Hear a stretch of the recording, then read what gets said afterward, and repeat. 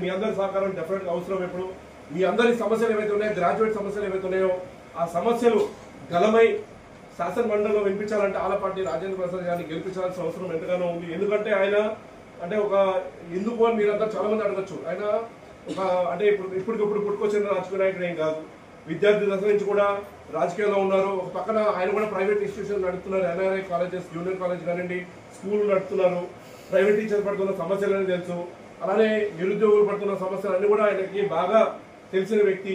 ఆయనైతేనే ఖచ్చితంగా గ్రాడ్యుయేట్స్ సమస్యలు ఏవైతే ఉన్నాయో అవన్నీ కూడా ఆయన శాసన మండలిలో అడ్రస్ చేయగలరు, ప్రభుత్వం దృష్టికి తీసుకెళ్లరు. ప్రభుత్వం అయితేనే మన ప్రభుత్వము కూటమి ప్రభుత్వం ఉంది కాబట్టి ప్రభుత్వం అయితేనే మీ సమస్యలు పరిష్కరించడానికి ఒక స్కోప్ ఉంటుంది. కాబట్టి మేము మీ అందరూ కూడా రిక్వెస్ట్ చేయడం జరుగుతుంది. అందరికీ దీంట్లో ప్రాధాన్యత ఓట్స్ ఉంటాయి. మొదటి ప్రాధాన్యతని, రెండో ప్రాధాన్యతని, మూడో ప్రాధాన్యతని ఉంటుంది. అందరూ కూడా కేవలము మొదటి ప్రాధాన్యత మాత్రమే వేయండి. అది కూడా ఆలపాటి రాజేంద్ర ప్రసాద్ గారు ఉంటుంది. పక్కన సింబల్స్ ఏమి ఉండవు. తెలుగుదేశం పార్టీ అభ్యర్థి అని చెప్పి మాత్రమే ఉంటుంది. పక్కన మీకు ఎలక్షన్ ఆఫీసర్ మీకు చెప్పిన విధంగా బాక్స్ ఉంటుంది. బాక్స్ లో 1 అని జస్ట్ నిలువుగా వేయడం మాత్రమే ఈ ఎలక్షన్ ప్రక్రియలో ఉంటుంది. కొద్దిగా ఎలక్షన్ ఆఫీసర్ కొన్ని ఇన్స్ట్రక్షన్స్ ఇస్తారు. అంటే పెన్ వాడకూడదని, పెన్సిలే వాడాలని. ఆ ఇన్స్ట్రక్షన్స్ అన్ని కూడా కేర్ఫుల్ గా మీరందరూ ఫాలో అయ్యి ఓటుని ఆలపాటి రాజేంద్ర ప్రసాద్ గారికి ఓటేసి గెలిపించమని చెప్పి మేము కూడా రిక్వెస్ట్ చేస్తున్నాము.